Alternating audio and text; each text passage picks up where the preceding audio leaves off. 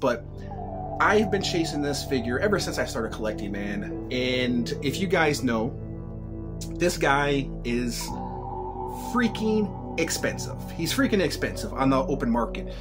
He goes for about $400. I've seen him go as high as $700 on the open market. He is a Build-A-Figure. Of course, this one is not. So I'm gonna okay, so about 4 or 5, not even 4 or 5 months ago, several months ago, I end up seeing a Pitt Build-A-Figure on Etsy. Now, for those who don't know what Etsy is, essentially you sell like artwork on there. Never bought anything from Etsy, and I end up finding the Pitt Build-A-Figure for around $250. I'm like, that's a great deal. I made the purchase. Fast forward maybe like several weeks later, and I realized that this thing wasn't coming to me, so I ended up canceling it because essentially I got ripped off. Fortunately, the person ended up getting half the money. I'm not really for sure. I'm still in the process of getting my money back. And then a couple of weeks ago, I end up on Mercari. Move on to that, another situation. I end up on Mercari because I sell through Mercari. If you guys want to check out some of the stuff I have for sale, it's Hello My Darkness, My Only Friend. Check out my page. I got hundreds of figures on there. But anyways, I end up coming across this guy from a private seller or public seller, and he had like four of them. I don't know where he got them. They are bootleg. This is a bootleg figure. We'll check out the articulation, and I'll show you why it's a bootleg figure, and we'll do some comparisons with half of the figure that I have. So I was kind of reluctant. I'm like, yeah, I don't know, man. It doesn't seem right. I'm like, and he was selling them like left and right. People were paying, you know, $120, $130 for them. And then I end up getting the last one. Like I said, I have no idea where he got it. So I was like, all right, I'll go ahead and make the purchase. And I made the purchase. And so we're going to, I paid under $100 for this Build-A-Figure, or for this Pitt figure, this bootleg Pitt figure. It's not a Build-A-Figure because there are no pieces connected to it.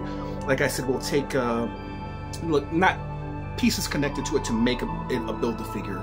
I'll show you guys what doesn't make this a Build-A-Figure, and also I'll show you what kind of plastic he used, because this is a completely different kind of plastic that the person, whoever made this, used.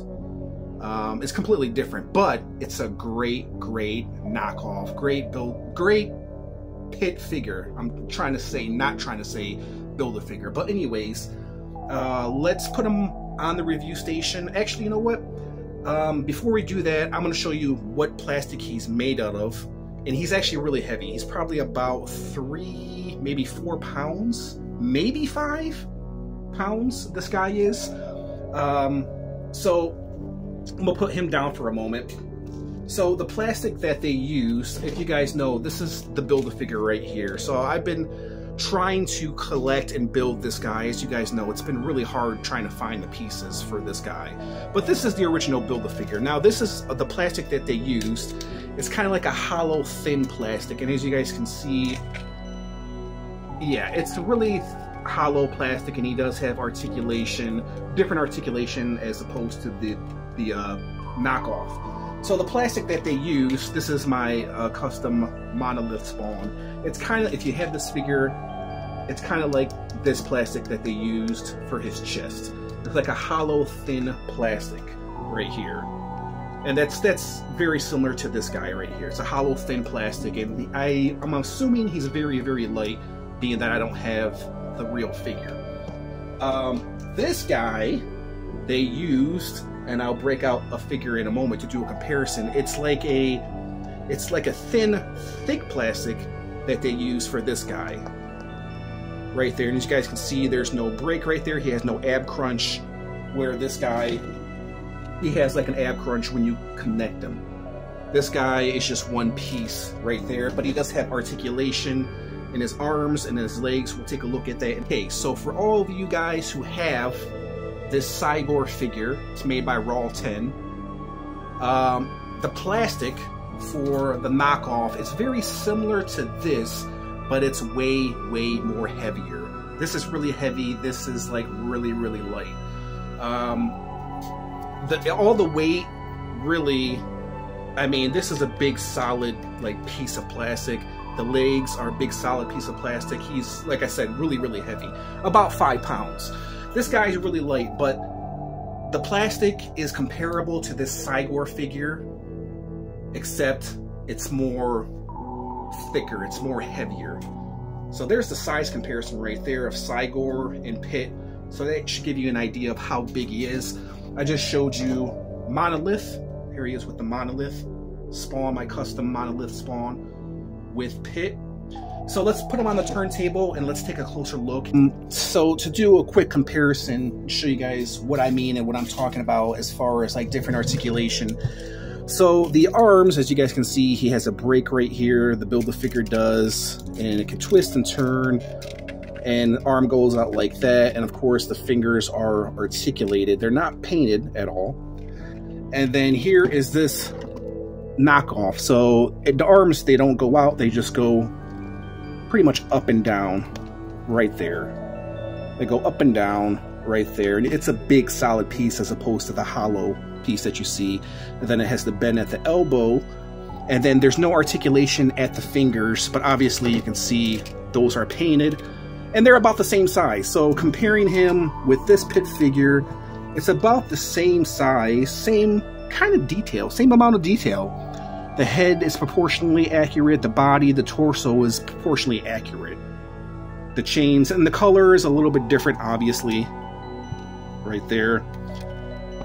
And then right here, he just has a waist swivel. The chains are actually, they do feel the same. Like, I believe it's the same material, so the chains are very accurate. He doesn't, like I said, he doesn't have a bend at the waist. He has the same articulation in the arm as well. It just kind of goes up and down right there. His head can turn somewhat like that, pretty much. And then his legs just can move up and down. I'm pretty sure with the Build-A-Figure they can just go outwards. And then he does not have any knee bend, which is fine by me, and nothing at the ankles as well. And I do believe the Build-A-Figure does have articulation at the ankles. So that's the main difference with this guy. As far as him overall, I mean, man, he looks great for a Build-A-Figure, for a knockoff, for $100 figure. So here he is with my custom Overkill, if that should give you guys an idea. We'll do a measurement real quick, of course. And then stay tuned towards the end of the video. Like I said, we'll take a quick look at Pitt. So there, we'll leave him stand right there, and then we'll do a quick little measurement. So Pitt stands approximately just over 10 inches tall. Okay guys, there was my little review of Bootleg Pitt. So whoever, you know, designed this bootleg, I have to give you guys a shout out. You guys did an amazing job.